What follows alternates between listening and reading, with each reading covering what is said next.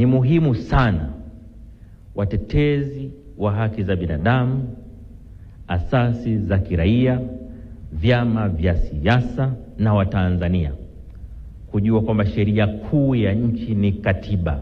Makamu wa Rais wa Jamhuri ya Muungano wa Tanzania, Balozi Dr. Emmanuel Nchimbi, amesema endapo angepata nafasi ya kutoa neno moja la mwisho kwa Watanzania, angewataka wapambane ili kupata katiba mpya. Akizungumza leo Julai 24, 2026 jijini Dar es Salaam katika mkutano mkuu wa wanachama wa mtandao wa watetezi wa haki za binadamu, Balozi Dr. Nchimbi amesema mjadala wa kupata katiba mpya umedumu kwa zaidi ya miaka 40 huku vuguvugu la kuitafuta likianza mwaka 1992.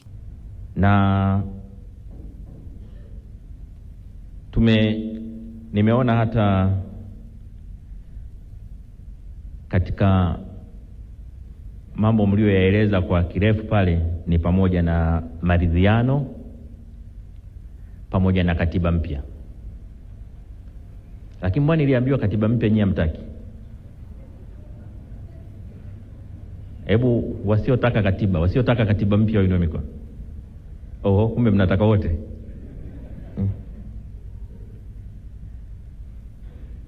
Sasa hebu niseme kidogo kwenye hili la katiba. La kwanza,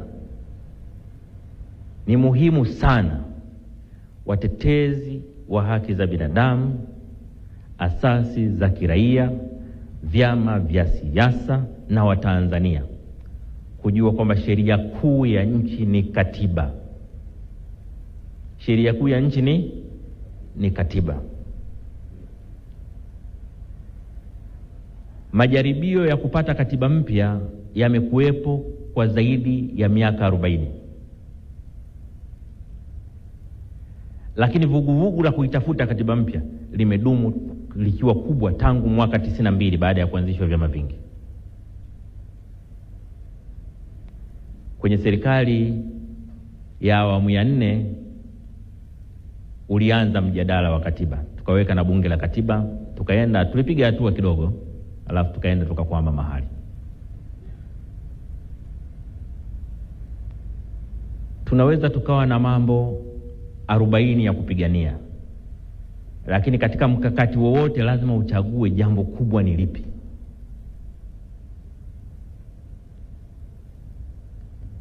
Kwa mfano sasa hivi ukisikiliza madai mengi ya watu mbalimbali, unakuta wamepanga mambo 10 kwa pamoja.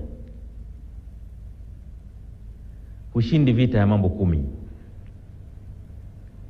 Lazima uchague kubwa linaloweza kuyabeba mengine yote ni lipi. Na katika utawala bora katika nchi, kitu kinachoweza kubeba mengine yote ni katiba.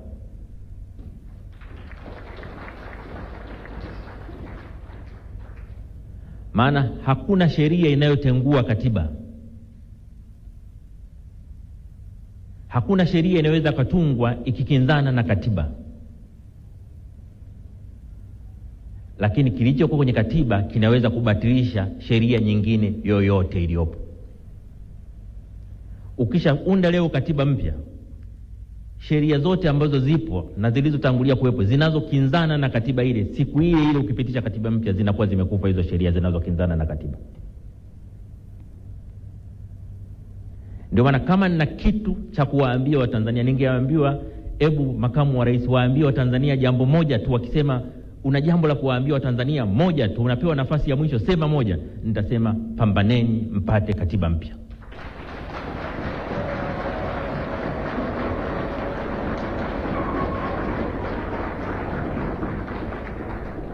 Pambaneni mpate katiba ambayo ina makubaliano ya wadau wote. Katiba yenye mwafaka katika taifa. Katiba itakayotupeleka mbele miaka 50 inayokuja.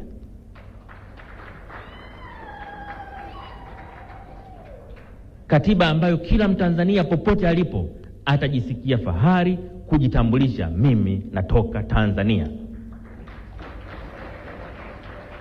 Yenye katiba inayojali maisha ya mtu, lakini pia katiba inayoheshimu haki za raia wake.